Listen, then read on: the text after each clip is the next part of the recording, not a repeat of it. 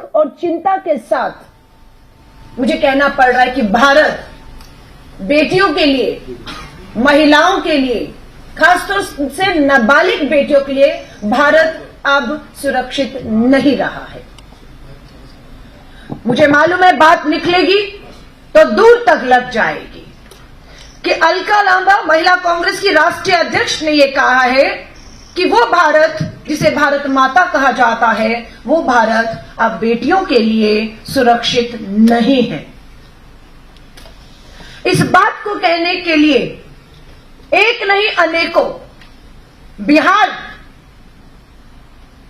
कुशासन काल चल रहा है। बिहार में कुशासन काल, शुरुआत बिहार से करूंगी, आऊंगी हिंदुस्तान की भाजपा की डबल इंजन की सरकारों के पूरी तरह से बेनकाब करूंगी। ये मैं नहीं, नेशनल क्राइम रिकॉर्ड ब्यूरो के आंकड़े, तथ्य, सबूतों के साथ आई हूं, संसद में दिए जानकारी के लेकर आई हूं। 25 मई को मुजफ्फरपुर जिले के अंदर 9 वर्ष की दलित बेटी के साथ क्या हुआ आज सब जानते हैं। बलात्कार होता उस बच्ची का, उस पे वार होते, मात्र 9 साल की मासूम बच्ची के साथ ये सब हुआ, बलात्कार हुआ। उसके बाद सरकार ने क्या किया, प्रशासन ने क्या किया, पुलिस ने क्या किया, अस्पताल में क्या हुआ। और ये एक बच्ची नहीं है, लाखों बच्चियां इसी तरह की, इसी सिस्टम का शिकार, बलात्कार की शिकार हुई, पर सरकारी सिस्टम का भी शिकार हुई है। भूखे भेड़िए, हवस के भूखे भेड़िए खुलेआम घूम रहे हैं, बेटियों को नोच रहे हैं, और ये सरकार बेटियों को नहीं, भूखे भेड़ियों को बचाने में लगी हुई है। बिहार में डबल इंजन की सरकार, प्रधानमंत्री नरेंद्र मोदी जी अभी दोबारा बिहार गए, और ये मात्र 9 साल की बच्ची को पटना एम्स में शिफ्ट करने में देरी क्यों हुई, पता चला कि देश के प्रधानमंत्री नरेंद्र मोदी जी का बिहार का दौरा है। उस दौरे के चलते उस बच्ची को समय रहते पटना शिफ्ट नहीं किया गया। इंतजार किया गया कि प्रधानमंत्री जी आ जाए, प्रधानमंत्री जी चले जाएं, उसके बाद उस बच्ची को वहां पर शिफ्ट किया जाएगा। और शिफ्ट भी क्या, 4 घंटे वो नाबालिग बलात्कार की पीड़ित घायल बच्ची एम्बुलेंस में इंतजार करती रही, और उसका इंतजार जब तक खत्म होता वो अपनी सांसें खत्म कर चुकी थी। वो बच्ची ने कल दम तोड़ दिया। और ये एक घटना नहीं है, मात्र 15 दिनों के अंदर, मात्र 15 दिन 2 हफ्ते के अंदर मुजफ्फरपुर में 5वीं कक्षा की छात्रा के साथ बलात्कार और हत्या की कोशिश। बच्ची के शरीर पर 20 से अधिक चाकुओं के निशान पाए गए। छपरा में स्कूल से लौटते वक्त एक छात्रा का अपहरण करके सामूहिक बलात्कार करके उसकी भी हत्या कर दी गई। सीतामढ़ी में भी नाबालिग बच्ची के साथ सामूहिक बलात्कार। बेतिया पश्चिम चंपारण में 2.5 साल, क्या उम्र है, 2.5 साल की बच्ची के साथ बलात्कार।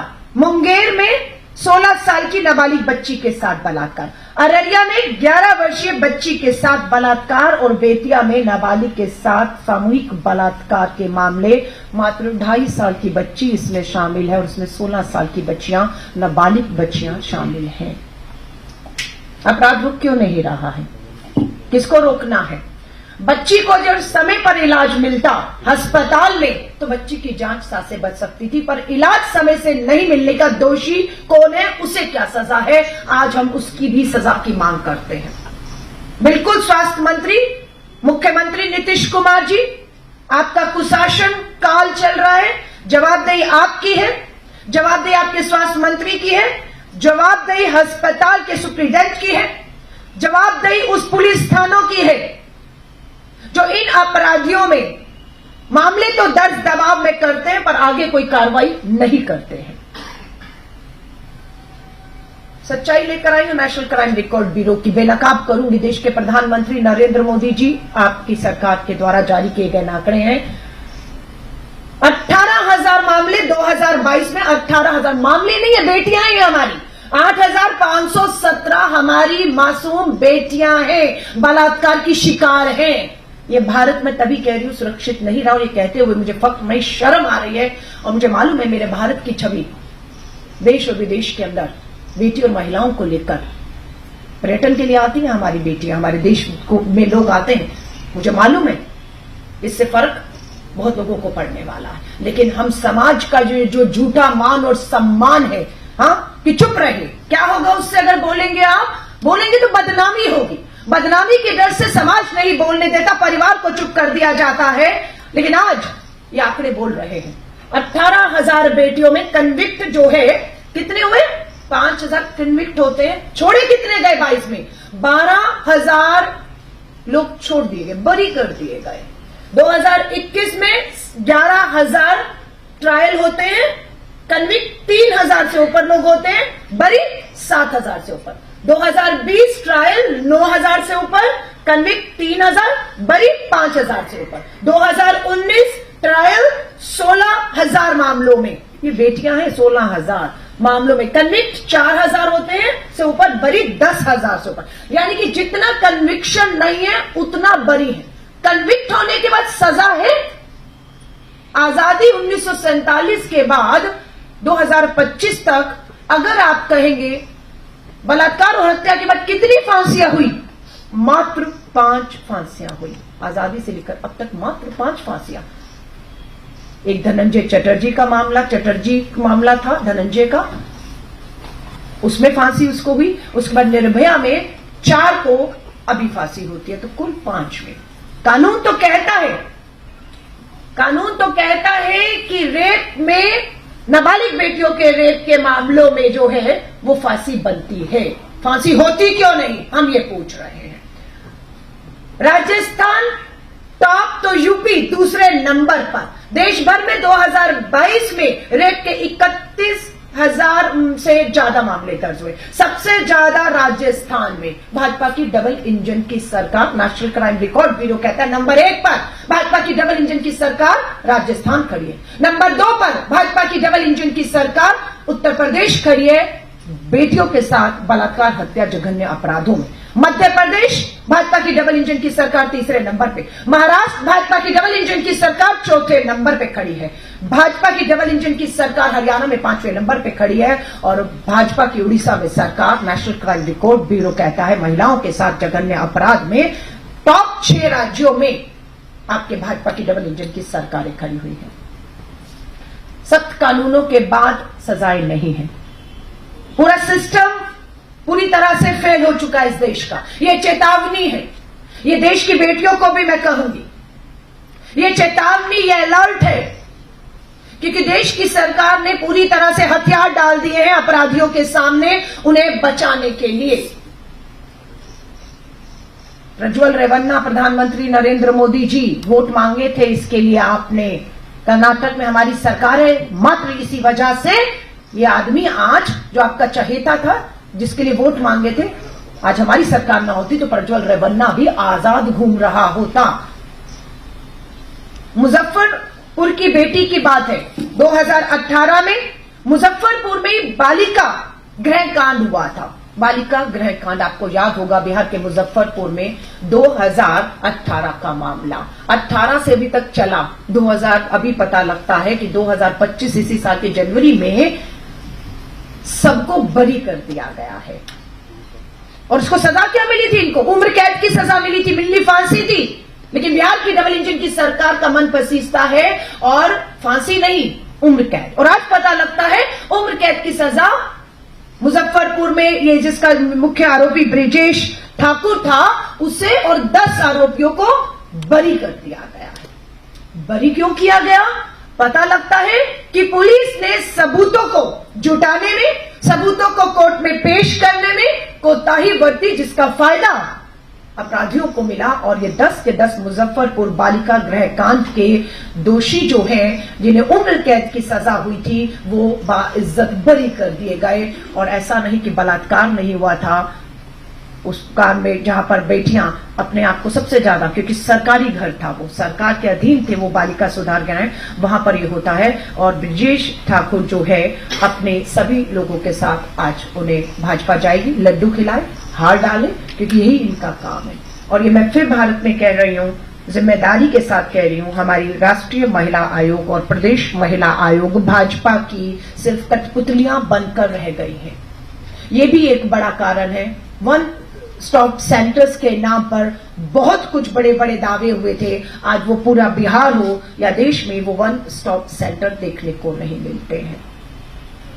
ये बेहद चिंता का विषय हो चुका है। मैं बार बार कह रही हूं, पूरी जिम्मेदारी को लेकर कहती हूं कि भारत जिसे भारत मां कहा जाता है, उस भारत में बेटियां अब सुरक्षित नहीं रही हैं। मुझे मालूम है आज मैं यहां से जो बात कर रही हूं, या अमेरिका के राष्ट्रपति कुछ अभी बात करेंगे तो पूरा देश और विश्व लाइव सुनता है, हमें भी लाइव सुन रहे होंगे। इसलिए शायद भारत की छवि, भारत की झूठी शान, भारत बेटियों के लिए सुरक्षित है, भारत में कोई अपराध नहीं है, ये अगर मैं कहूंगी तो मैं अपनी उन लाखों बेटियों के साथ धोखा और अन्याय करूंगी जो आज भी न्याय की आस लगाए बैठी हैं और उन्हें न्याय नहीं है। बिहार में नेशनल क्राइम रिकॉर्ड ब्यूरो का आंकड़ा कहता है कि देश में मात्र 410 protection of children from sexual offence, नाबालिग बच्चियों के साथ बलात्कार के बाद जो अदालतें हैं, 410 अदालतें हैं। और मामले कितने हैं? मामले लाखों में हैं। और बिहार में पता लगता है कि अगर उन मामलों की सुनवाई भी शुरू करें फास्ट ट्रैक कोर्ट में, पोक्सो अदालतों में, 28 साल लगेंगे उस बेटी को न्याय दिलाने में। 28 साल। दिल्ली में 27 साल लगेंगे, जो दिल्ली की फास्ट ट्रैक और पोक्सो हमारी अदालतों में केस चल रहे हैं। ये मैं नहीं, नेशनल क्राइम रिकॉर्ड ब्यूरो कहता है कि जिस तरह की सुविधाएं हैं, जिस तरह की ट्रायल है, जिस तरह की जो है हमारी सिस्टम व्यवस्था है, 27 साल। उत्तर प्रदेश में नाबालिग बेटी को बलात्कार और हत्या के बाद उसके परिवार को न्याय के लिए 22 साल लगेंगे। पश्चिम बंगाल में 25 साल लगेंगे और अरुणाचल प्रदेश छोटे जैसे राज्य में भी 30-30 साल लगेंगे। ये मजाक नहीं है।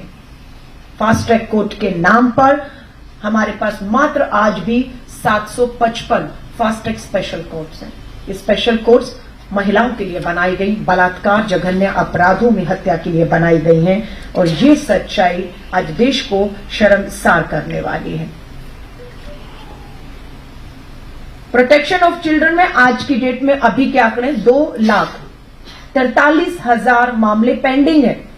ये पेंडिंग है और इनमें कन्विक्शन 3% है, मात्र 3% है। और फांसी तो आपको मैंने कहा आजादी से लेकर अब तक 5 को हुई है।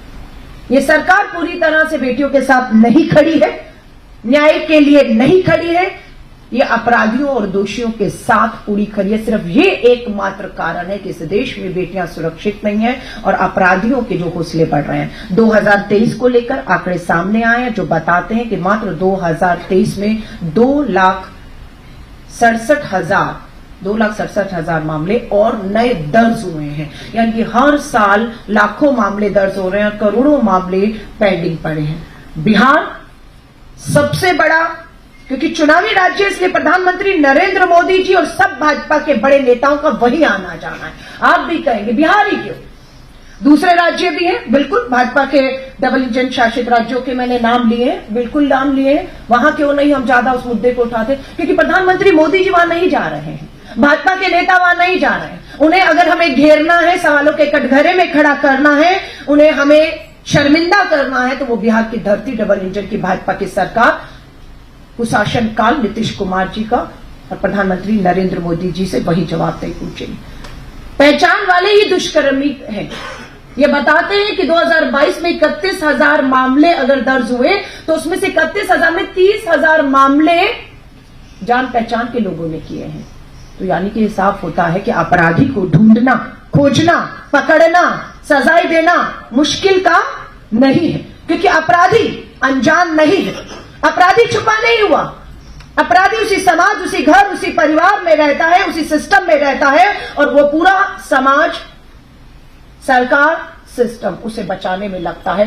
परिवार का कोई सदस्य अगर हम मामले करते हैं तो उसमें आप देखिए, दोस्त जान पहचान वाले 14,000 हैं, पारिवारिक दोस्त और पड़ोसी 13,000 के मामले 31 में, और परिवार के ही सदस्य 2,000 हैं। क्यों फांसियां नहीं हो रही हैं? परिवार, दोस्त, पड़ोसी, रिश्तेदार से ज्यादा भरोसा तो बच्चियां किसी पर नहीं कर सकती। और मैं फिर कह रही हूँ ये मामला बहुत गंभीर हो रहा है। मैं देश को कहूंगी ये चेतावनी है, निकलिए बाहर और सुरक्षित कर लीजिए अपनी मासूम नाबालिग बेटियों को, क्योंकि सरकार नपुंसक हो चुकी है। सरकार ने हाथ खड़े कर दिए हैं। सरकार जिम्मेदारी लेने से इनकार कर चुकी है। सरकार अपराधियों के साथ खड़ी है। सरकार खोखले झूठे नारे देकर आपको गुमराह कर रही है। बेटी बचाओ। हमारा देश के प्रधानमंत्री जी से एक ही सवाल है, मोदी जी मन की बात आप करते हैं, महिलाओं पर हो रही देश में दरिंदगी की बात कब करेंगे? इन दरिंदगी की शिकार बेटियां जिन्हें समय पर इलाज बिहार में नहीं मिला, उन्हें कब मिलेंगे? कब मिलेंगे जिन्हें थानों में पुलिस आपकी फेल हो रही है अदालतों में सबूत पेश करने में, और अपराधी एक के बाद एक बरी हो रहे हैं। तो ये चेतावनी है, ये गंभीर स्थिति बन चुकी है। और मुझे लगता है एक होता है ना रेड अलर्ट, आपातकाल, ये बिल्कुल वही है हमारे देश की बेटियों के लिए और उस देश में जिस भारत को हम भारत माता कहते हैं। ये दुख और चिंता की बात है। मैं अब अपनी साथी गरिमा जी को कहूंगी, वो अपनी बात को रखेंगे। बहुत धन्यवाद अलका जी। नमस्कार, मैं गरिमा मेहरा दसौनी, चार धामों की पावन भूमि देवभूमि उत्तराखंड से सर्वप्रथम तो आप सबका मैं तहे दिल से यहाँ स्वागत करती हूँ। इस महत्वपूर्ण और संवेदनशील प्रेस वार्ता में आप लोग बड़ी संख्या में आए, अपना बहुमूल्य समय इस प्रेस वार्ता के लिए निकाला, उसका आपको हृदय से आभार, धन्यवाद। मैं यहाँ आपके समक्ष आई हूँ एक ऐसा हत्याकांड 2022 में जिसने न सिर्फ उत्तराखंड को बल्कि समूचे देश को झकझोर दिया था। एक भावुक करने वाला वो पल था, आप सब विदित होंगे, अंकिता भंडारी हत्याकांड से। 30 मई को अंकिता भंडारी हत्याकांड में लोअर कोर्ट कोटद्वार ने अपना फैसला सुनाया। 2 साल 9 महीने चलने वाली सुनवाई का फैसला आया, जिसमें मुख्य आरोपी और उसके साथ 2 सह आरोपियों को कठोर आजीवन कारावास के साथ साथ मुख्य आरोपी को 72,000 और दोनों सह अभियुक्तों को 62,000 की पेनल्टी पड़ी है। न्यायालय का जो भी फैसला है हम उसका स्वागत करते हैं, सम्मान करते हैं, क्योंकि हम कांग्रेसमैन न्यायपालिका को सर्वोपरि मानते हैं, क्योंकि न्यायपालिका को सर्वोच्च स्थान दिया है संविधान में, और संविधान का अवमानना या अपमान करने की तो हम सोच भी नहीं सकते। तो न्यायपालिका का ये जो फैसला आया है वो सरमाथे, लेकिन साथ ही साथ हम ये जोड़ना चाहते हैं कि ये फैसला अधूरा है, इसलिए क्योंकि न्यायपालिका ने तो न्याय किया, उनके समक्ष जितने भी सबूत और तथ्य प्रस्तुत किए गए, उन्होंने उसकी बिना पर जो फैसला दिया वो अपने आप में नजीर है। लेकिन उन सबूतों का क्या जो पूरी तरह से नष्ट कर दिए गए, ध्वस्त कर दिए गए। आज मैं उन्हीं के विषय में आपके द्वारा, आपके माध्यम से, जो गूंगी बहरी धृतराष्ट्र बनी हुई उत्तराखंड की और केंद्र की सरकार है, 2022 से लगातार जो मामले में लीपापोती करने का प्रयास कर रही है, वो सारे सबूतों के बारे में सिलसिलेवार आपसे बात करना चाहती हूं, क्योंकि न्यायालय के समक्ष ये सबूत रखे ही नहीं गए। पहले दिन से इसको अंडर द कार्पेट पुश करने की कोशिश की गई। जो अंकिता के साथ हुआ वो बहुत दुर्भाग्यपूर्ण था, उसको रोका नहीं जा सका, लेकिन अब जो अंकिता और अंकिता के माता पिता के साथ हो रहा है उसको रोका जा सकता है, लेकिन उसके लिए एक संवेदनशील, एक दिल रखने वाली सरकार चाहिए। मैं शुरुआत से अगर बात करूं तो अंकिता भंडारी श्रीकोट पौड़ी जिले की रहने वाली एक छोटे से गांव से आती है वो बच्ची, और 19 साल की उम्र में वो अपनी उम्र से ज्यादा परिपक्व हो जाती है, इसलिए क्योंकि घर की आर्थिक स्थिति अच्छी नहीं थी। ये पता चलता है उस चिट्ठी से जो उसने अपनी मां को लिखी कि मैं रिसेप्शनिस्ट की नौकरी पा गई हूं वनंतरा रिजॉर्ट ऋषिकेश में, और पहली सैलरी जब आएगी मां तो मैं घर की टपकती छत ठीक कराऊंगी। तो आप सोच सकते हैं कि किस यातना से वो परिवार गुजर रहा था और किस मजबूरी में उन्होंने अपनी छोटी सी बच्ची को दहलीज पार करने के लिए इजाजत दी होगी। बहुत आसान नहीं है उत्तराखंड में। उत्तराखंड का व्यक्ति बहुत स्वाभिमानी होता, वो नमक के साथ रोटी खा लेगा, लेकिन अपनी बच्चियों को बाहर काम पर नहीं भेजता। इनको भेजना पड़ा, इनकी मजबूरी थी। मैं वनंतरा रिजॉर्ट के बारे में अगर बात करूं तो वनंतरा रिजॉर्ट का मालिक है विनोद आर्या, जो भाजपा का पूर्व राज्य मंत्री है, दिग्गज नेता है। उस विनोद आर्या का पुत्र है मुख्य आरोपी पुलकित आर्या। और ये जो रिजॉर्ट है वनंतरा रिजॉर्ट, ये अवैध रूप से निर्माण इसका हुआ है। निशंक सरकार में ये भूमि विनोद आर्या को लीज में दी गई थी आयुर्वेदिक दवाखाना ड्रग फैक्ट्री खोलने के लिए। दवाखाना तो खुला नहीं, वनंतरा रिजॉर्ट खुल गया, और वनंतरा रिजॉर्ट जैसे असंख्य रिजॉर्ट खुले हुए हैं उत्तराखंड में। थाईलैंड बनने की पूरा प्रयास चल रहा है उत्तराखंड को। तो विनोद आर्या जो दर्जाधारी मंत्री थे, दायित्वधारी मंत्री थे भाजपा की सरकारों में, उनके पुत्र पुलकित आर्या और उसके दो दोस्त सौरभ भास्कर और अंकित गुप्ता ने इस कृत्य को अंजाम दिया। तो आप सोच सकते हैं वो अंकिता जिसकी आंखों ने अपने सपने देखने ही अभी शुरू किए थे, पहली सैलरी उठाना तो दूर की बात, 12-13 दिन के अंदर नौकरी एक रिसेप्शनिस्ट के तौर पर वो ज्वाइन करती है और 12-13 दिन के अंदर मौत के घाट उतार दी जाती है। ये सिलसिला शुरू हुआ 18 सितंबर को, जब मिसिंग हुई, अंकिता लापता हुई रहस्यमय तरीके से, और 19 तारीख को भी उसके पिता पटवारी के पास, जो कि रेवेन्यू के सब इंस्पेक्टर होते हैं, पटवारी के पास गुमशुदगी की रिपोर्ट लिखाने जाते हैं। पटवारी बेरंग वापस लौटा देता है। 20 को फिर रिपोर्ट लिखाने जाते हैं और 20 को रेवेन्यू पुलिस ये मामला अपने पास लेती है। 20 और 21 को ये मामला रेवेन्यू पुलिस के पास रहता है, 22 को ये रेगुलर पुलिस को दे दिया जाता है। और बहुत सारे खुलासे अंकिता के व्हाट्सएप चैट से मिलते हैं, जहां 17 सितंबर को, यानी कि गायब होने के एक दिन पहले, वो अपने एक दोस्त पुष्प को लिखती है कि यहां तो देह व्यापार होता है, मैं तो गलत जगह फंस गई, और ये मुझसे किसी तथाकथित वीआईपी को एक्स्ट्रा सर्विस देने के नाम पर मुझ पर दबाव डाल रहे हैं और 10,000 रुपया मुझे उसके लिए पेशकश कर रहे हैं। और वो ये भी लिखती है कि मैं घुटने नहीं टेकूंगी, मैं इस दबाव के आगे नहीं झुकूंगी, मैं ये काम करने, ये गंदा काम करने यहां नहीं आई थी। तो ये सारी बातों का खुलासा उसकी व्हाट्सएप चैट से होता है। तो 18 को वो गायब होती है, 19 को पिता को लौटा दिया जाता है, 20 को रेवेन्यू पुलिस, 22 को रेगुलर पुलिस, 24 को, यानी कि 6 दिन बाद अंकिता का शव मिलता है चीला नहर से। उसको नहर में फेंक दिया गया था। 6 दिन बाद शव मिलता है, लेकिन आप सुनकर हतप्रभ रह जाएंगे।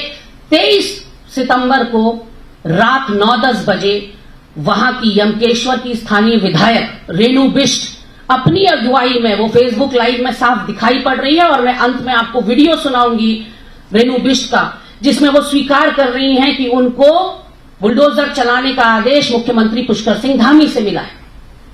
तो शव भी नहीं मिला बच्ची का, कि वही पोर्शन वनंतरा रिजॉर्ट का, उसी पोर्शन। अब आप मुझे बताइए, एक आम आदमी के लिए क्राइम स्पॉट के साथ छेड़छाड़ करना आसान है क्या? अलाउड है क्या? क्या ये जघन्य अपराध नहीं है कि जो सील हो गया हो, जहां क्राइम हुआ हो, जहां बच्ची की हत्या हुई हो, उसके साथ दुष्कर्म हुआ हो, उसके साथ छेड़खानी तो छोड़िए, उतना ही पोर्शन जितने में वो रहती थी, उस पोर्शन को बुलडोजर से मैडम एमएलए साहब डिस्ट्रॉय कर देती हैं अपनी प्रेजेंस में, अपनी उपस्थिति में, और उसके बाद धन्यवाद ज्ञापित करती हैं, एक वीडियो रिलीज करती हैं धन्यवाद करने का। वो वीडियो मैं अंत में सुनाऊंगी क्योंकि उससे क्रम टूटता है, और ये है मुख्यमंत्री पुष्कर सिंह धामी जी का 24 तारीख का सुबह 9 बजे किया हुआ ट्वीट। मैं इसको कोट अनकोट करके आपको सुनाना चाहती हूं। सुबह 9 बजे वो ट्वीट करते हैं, आरोपियों के गैर कानूनी रूप से बने रिजॉर्ट पर बुलडोजर द्वारा कार्रवाई भी कल देर रात कर दी गई है। हमारा संकल्प है कि इस राज्य में जघन्य अपराध के दोषियों को बख्शा नहीं जाएगा। अब बुलडोजर चलाने के लिए इनसे किसने कहा और क्यों आनंद फानंद में बुलडोजर चलाया गया, ये यक्ष प्रश्न है। पर दूसरा सबूत, 17 दिन के गैप में 2 बार आग लग जाती है पुलिस कस्टडी में होने के बावजूद इसी रिजॉर्ट में। अंकिता भंडारी का जो बिस्तर था जिसमें वो सोती थी, उस बिस्तर को स्विमिंग पूल में डाल दिया गया ताकि फोरेंसिक जांच में कुछ निकल कर ना आए। आप सोच सकते हैं पुलिस की कस्टडी में वो रिजॉर्ट है, सबके लिए सील है, लेकिन उन दिनों की वारदात अगर हम बताएं, क्योंकि हम लोग बहुत पैनी नजर बनाए हुए थे हर घटनाक्रम पर, उन दिनों चाहे बड़ा पत्रकार हो, छोटा पत्रकार हो, या स्वयंभू पत्रकार हो, या कोई भी आम पब्लिक हो, वो सेल्फी स्टिक लेकर चहलकदमी कर रही थी रिजॉर्ट की, और कोई खून के धब्बे जमीन पर दिखा रहा था, तो कोई उजड़ा हुआ बुलडोजर से ध्वस्त किया हुआ रिजॉर्ट दिखा रहा था। तो allowed for all, no man's land बना हुआ था।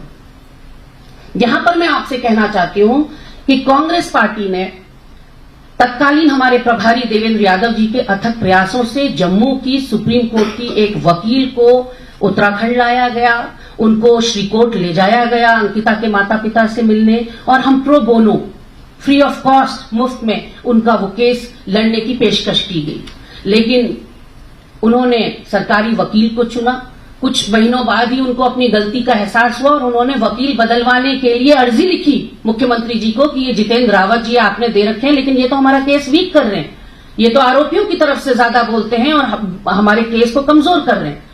खैर 1 महीने बाद उनको बदल के वकील दिया गया, अवनीश नेगी जी दिए गए। सुसाइड की तक धमकी दी माता पिता ने कि सीबीआई में मामला दीजिए नहीं तो हम आत्महत्या कर लेंगे। लेकिन ये सीबीआई को दिया जा सकता था। आपने देखा कलकत्ता का वो फेमस डॉक्टर की हत्या वाला केस 2 या 3 दिन के अंदर सीबीआई के पास केस चला गया। लेकिन हमारे वहां जिस केस ने पूरे देश को हिला दिया, झकझोर दिया अंदर तक, उसमें ना सीबीआई की जांच की संस्तुति की गई और ना फास्ट ट्रैक कोर्ट में मामला चला। 2 साल 9 महीने तो ये अभी लोअर कोर्ट में चला है। अब माता ने ठानी है अंकिता की कि मैं हाई कोर्ट का दरवाजा खटखटाऊंगी क्योंकि मुझे फांसी चाहिए। ये हैवानियत भरा जो कृत्य इन्होंने मेरी बेटी के साथ किया, मुझे फांसी का फंदा चाहिए इनके लिए, इससे मैं हाई कोर्ट जाऊंगी। तो सोच सकते हैं आप वो यातना जिससे वो परिवार गुजरा है। उसके पिता ने मीडिया से कहा कि 3 गाड़ियां बदलकर मैं हर तारीख में आता था कोर्ट द्वार। हर तारीख में माता पिता उपस्थित होते थे और अपने छोटे से गांव से वो 3 गाड़ियां बदल कर आते थे। आर्थिक स्थिति की मैंने आपको चिट्ठा बताई दिया कि जो बेटी अपनी मां से कह रही घर की टपकती छत ठीक करवाऊंगी पहली सैलरी से, तो उनकी क्या आर्थिक स्थिति होगी। जीर्णशील हो चुके हैं माता पिता, रोते रोते आंखें पथरा गई हैं। पूरा उत्तराखंड भी यही अपेक्षा कर रहा था कि इसमें फांसी की सजा होगी, क्योंकि अपराध इतना विभत्स, इतना जघन्य और इतना हैवानियत भरा था। लेकिन क्योंकि साक्ष्य और सबूत तो नष्ट कर दिए गए हैं, तो कोर्ट से हमें कोई शिकायत नहीं है। वो तो उतना ही न्याय देंगे जितना उनके समक्ष सबूत रखे जाएंगे। लेकिन यदि सीबीआई में मामला जाता तो दूध का दूध पानी का पानी होता। उस समय के डीजीपी ने भी अपने ट्वीट पर लिखा कि आदरणीय मुख्यमंत्री जी के आदेश पर बुलडोजर चला दिया गया है। 12 घंटे के बाद चाहे डीजीपी साहब ने वो ट्वीट डिलीट कर दिया। और तो और आप सोचिए कि अंकिता का जो पोस्टमार्टम कर रही थी जो टीम, 5 डॉक्टर्स की टीम थी, एक भी महिला डॉक्टर नहीं थी। और 6 दिन बाद शव मिलता है तो प्रत्यक्षदर्शियों का कहना है न बॉडी फूली हुई थी, न वाटर बॉडीज के द्वारा नोची खसोटी गई थी। आपको पता ही है अगर पानी में कोई बॉडी रहेगी तो नेचुरली कहीं तो खरोच, कहीं तो कोई नुकसानदेह को आएगा, चमड़ी को आएगा, लेकिन नहीं, बॉडी जस की तस थी। तो ये भी विशेषज्ञों का कहना है कि 6 दिन बॉडी पानी में थी या नहीं, इस पर भी संशय है। तो कहीं ना कहीं आप देखिए कि इस पूरे मामले में जो रोल है स्थानीय एमएलए को, कार्रवाई या कोई आरोप तय होना तो दूर की बात, रेणु विष्ट के ऊपर कोई टीका टिप्पणी भी नहीं हुई, उन पुलिस कर्मियों पर कोई टीका टिप्पणी नहीं। उस समय के तत्कालीन जो डीएम थे जिनसे पूछा गया कि बुलडोजर कैसे चलाया, किसके आदेश पर चलाया, मिस्टर जोगदंडे थे, उन्होंने कहा कि मुझे नहीं पता, मैंने आदेश नहीं दिए, लेकिन इसकी जांच करवा रहे हैं और निष्पक्ष जांच होगी, ये आपको पूरा आश्वस्त करते हैं। आज 2 साल 9 महीने हो गए, वो निष्पक्ष जांच कहाँ गई कुछ पता नहीं। और हमें वैसे जांच की जरूरत है नहीं, मैं सच बताऊं आपको। सवाल मैं सिर्फ आपसे ये पूछना चाहती हूं कि क्या ये सब लोग कानून से ऊपर हैं कि ये क्राइम स्पॉट के साथ खिलवाड़ कर सकते हैं? और आप देखिए कितनी प्रचार के लिए भूखी है ये भाजपा कि उधर फैसला आया भी नहीं था कि धाकड़ धामी के पेज से ये पोस्टर लॉन्च हो जाता है जिसमें कि पूरा का पूरा श्रेय धामी जी को दे दिया जाता है इस कठोर आजीवन कारावास के लिए। और झूठ का पुलिंदा है ये पोस्टर, क्योंकि इसकी पहली लाइन कहती है घटना के 24 घंटे के भीतर आरोपियों को भेज दिया गया जेल, जो कि खालिस झूठ है। 18 को लापता होती है बच्ची और 23 सितंबर को 6 दिन बाद वो गिरफ्तार होते हैं। इसमें कहा गया है कि परिजनों की मांग पर 3 बार बदले गए सरकारी वकील, नहीं, सिर्फ एक बार जितेंद्र रावत बदल के अवनीश नेगी दिए गए। और ये कहा गया है कि दिवंगत बेटी के भाई और पिता को दी गई सरकारी नौकरी। और आप सोचिए कि इस पोस्टर रिलीज के 6 घंटे के भीतर अंकिता के पिता ने वीडियो रिलीज किया है जिसमें उन्होंने पूछा है, धामी जी मेरी किस विभाग में नौकरी है, मुझे तो बता देते। तो इतने बड़े बड़े झूठ आप अपने मुख्यमंत्री के पेज से चला रहे हैं और प्रचार के इतने भूखे हैं कि एक तरफ बच्ची के साथ न्याय हुआ नहीं कि आप उस प्रचार को नोचने खसोटने पहुंच गए। अभी अलका मैम बोल रही थी और मेरा गला सूख रहा था उन डाटाओं से, और बिल्कुल सही बात है। अक्षरशः शब्दशः मैं इस बात से सहमत हूं कि आज बेटी बचाओ बेटी पढ़ाओ नारा नहीं रह गया, उसकी कोई सार्थकता नहीं रह गई। आज तो भाजपाइयों से बेटी बचाओ ये नारा ज्यादा सार्थक हो गया। इन्होंने पूरे देश की बात करी, मैं अपने उत्तराखंड की आपको बात बताती हूं। एनसीआरबी कहता है 9 हिमालयी राज्यों में उत्तराखंड महिला अपराध में सर्वोपरि है, नंबर 1 है। उसके अलावा 6 महीने की अगर मैं घटनाएं आपको बताऊं, मात्र पिछले 6 महीने की बता रही हूं। चंपावत का भाजपा का मंडल अध्यक्ष कमल रावत नाबालिग के साथ खेतों में छेड़छाड़ दुष्कर्म, जेल के अंदर है। सल्ट का मंडल अध्यक्ष भगत सिंह बोरा जेल के अंदर है, फिर नाबालिग के साथ दुष्कर्म। इनका दुग्ध संघ का लाल कुआं का अध्यक्ष दिग्गज नेता भाजपा का मुकेश बोरा विधवा मां और उसकी 12 साल की बच्ची के साथ सेक्सुअल मॉलेस्टेशन और हैरासमेंट के केस में पॉक्सो एक्ट में जेल के अंदर बंद है। और तो और आप सोचिए, उससे दुग्ध संघ का वो कार्यभार तक वापस नहीं लिया गया, वो जेल के अंदर बोर्ड मीटिंग कर रहा है। क्या छाती पर बीतती होगी उस विधवा मां की और उस बच्ची की, जो अपने आरोपी को जेल के अंदर ये वीआईपी सुविधा मिलते हुए देख रहे हैं कि वो बोर्ड मीटिंग कर रहे हैं एज दुग्ध संघ अध्यक्ष। कहानी यहां पर समाप्त नहीं होती। हरिद्वार बहादुराबाद के भाजपा के ओबीसी प्रकोष्ठ के सदस्य आदित्य राज सैनी 13 साल की बच्ची के साथ गैंगरेप करते हैं और मौत के घाट उतार देते हैं। उसके बाद होली के दिन इनका रुद्रपुर का वार्ड नंबर 6 से पार्षद शिव कुमार गंगवार 2 महिलाओं के साथ सेक्सुअल हैरासमेंट सेक्सुअल मॉलेस्टेशन करता है, जिसमें से एक नाबालिग है। और ये मैं केवल 6 महीने का बता रही हूं। अगर हम पीछे जाएं तो पीछे इनका संगठन महामंत्री भाजपा का उत्तराखंड का संजय कुमार रातों रात बैकडोर से भगा दिया गया, क्योंकि भाजपा की ही महिला कार्यकर्ता ने उसके ऊपर 3 साल तक यौन उत्पीड़न के आरोपी नहीं लगाए, वीडियो और ऑडियो वायरल कर दिए आपसी बातचीत के। कोई चारा नहीं बचा भाजपा के पास। उसको पेनलाइज करने के बजाय, उसको सजा देने के बजाय आधी रात को उसको बेदखल कर दिया उत्तराखंड से। और उस पूरे केस में वो जब पीड़िता महानगर अध्यक्ष और प्रदेश प्रवक्ता विनय गोयल के पास जाती है, उन्हीं की महिला कार्यकर्ता की संगठन महामंत्री ने मेरा उत्पीड़न किया 3 साल, तो आप जानते हैं विनय गोयल क्या कहते हैं? प्रचारकों की भी शारीरिक नीड होती है। ये विनय गोयल के शब्द हैं, आप गूगल करिएगा आपको मिल जाएंगे, जो कि वहां के समाचार पत्रों में बड़े बड़े अक्षरों में छपे थे कि भाजपा का देहरादून का महानगर अध्यक्ष, तत्कालीन महानगर अध्यक्ष, 2018-19 की घटना है, वो कहता है प्रचारकों की भी शारीरिक नीड होती है। और यही नहीं रुकता, वो कहता है अच्छे घर की महिलाएं राजनीति में मेंटली प्रिपेयर होकर आनी चाहिए। वो कहता है अच्छे घर की महिलाएं राजनीति में आती नहीं, और जो आती हैं वो मेंटली प्रिपेयर होकर आती हैं कि उनके साथ ये सब होगा। ये मानसिकता है भाजपा की। इनका द्वाराहाट का पूर्व विधायक है महेश नेगी, उसके ऊपर एक वही द्वाराहाट की महिला आरोप लगाती है कि मेरी ये 2 साल की जो बच्ची है ये विधायक महेश नेगी की है, डीएनए जांच करा लीजिए, नहीं निकली तो सूली पर टांग दीजिएगा। आज 6 साल बाद डीएनए जांच तो नहीं हुई भाई साहब, लेकिन महेश नेगी को क्लीन चिट मिल गई। ये हालात हैं उत्तराखंड के। इसीलिए मैंने कहा कि इनकी बात से मैं अक्षरशः सहमत हूं कि आज बेटी बचाओ बेटी पढ़ाओ नहीं, आज भाजपाइयों से बेटियां बचाने की जरूरत है। क्योंकि उत्तराखंड में तो ये जो दुष्कर्म और बलात्कार तो छोड़िए, किसी तरह का कोई अपराध हो रहा हो उसमें संलिप्तता डबल इंजन वाली धाकड़ धामी की सरकार की जरूर, कार्यकर्ताओं की जरूर है। चाहे भ्रष्टाचार हो रहा हो, चाहे भर्ती घोटाले हो रहे हो, चाहे बलात्कार हो रहे हो, चाहे नाबालिगों के साथ दुष्कर्म हो रहा हो, हर जगह भाजपा व्याप्त है। घर घर भाजपा, शायद इसी का मतलब था नारे का मतलब। मैं अपनी वाणी को विराम देती हूं। मैं गरिमा जी की बात को आगे बढ़ाकर, एक वीडियो है, ये जैसे ही फैसला आया है धामी सरकार ने दिलाया 29 सितंबर 2023 का वीडियो है। 29 सितंबर 2023, लगभग 2 साल पहले का ये वीडियो है। आप देखिएगा इस वीडियो में ये हमारी ज्योति रुतेला जी उत्तराखंड महिला कांग्रेस की अध्यक्ष है।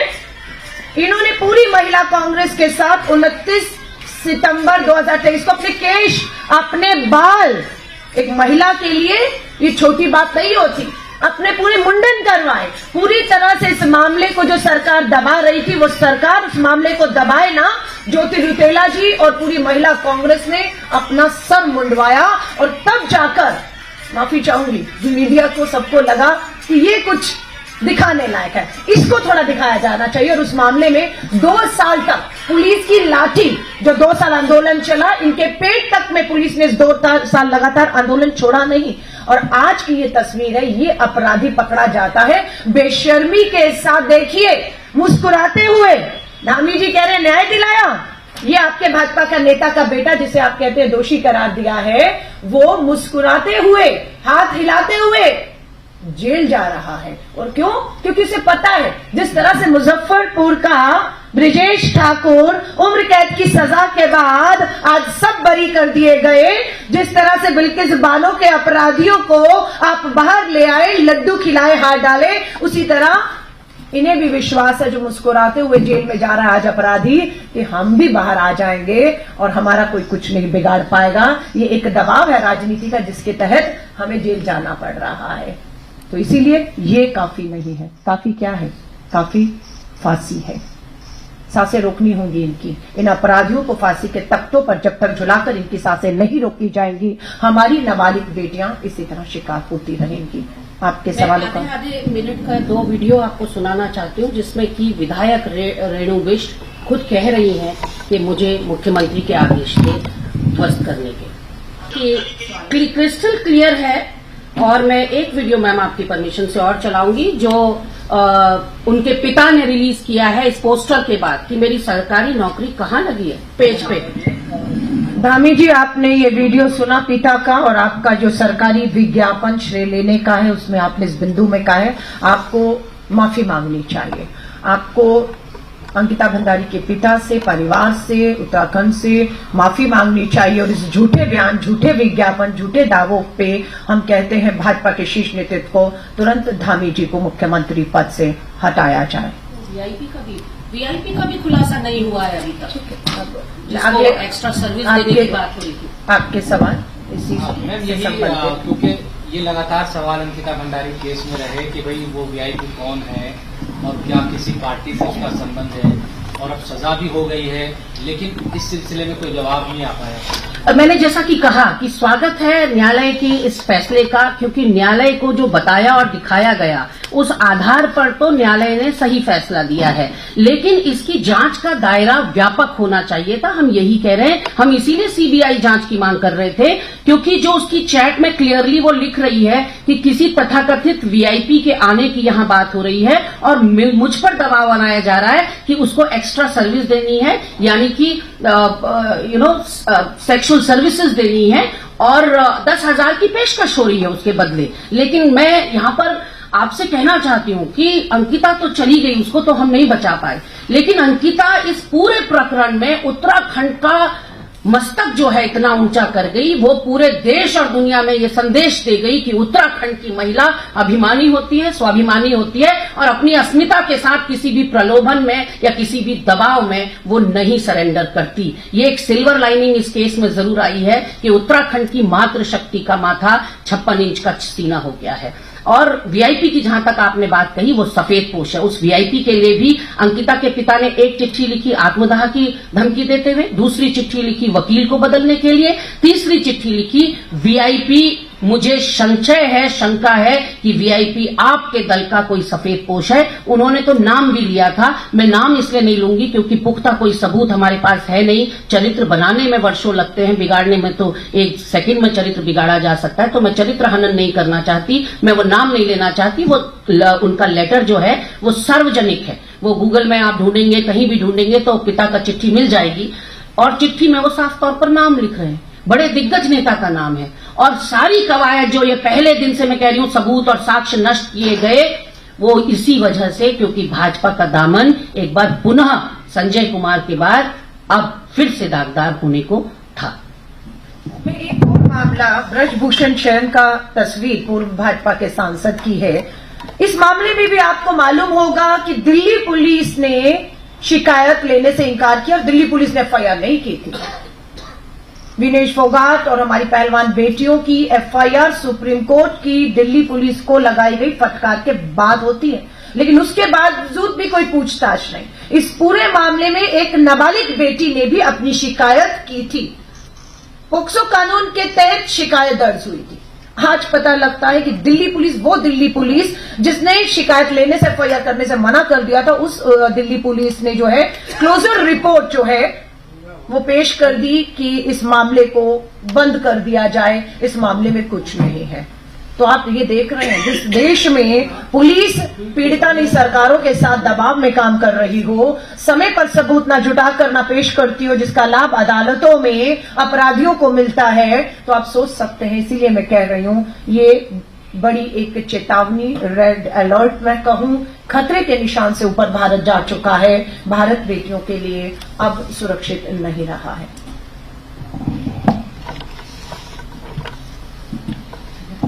आप सभी पत्रकार साथियों का धन्यवाद।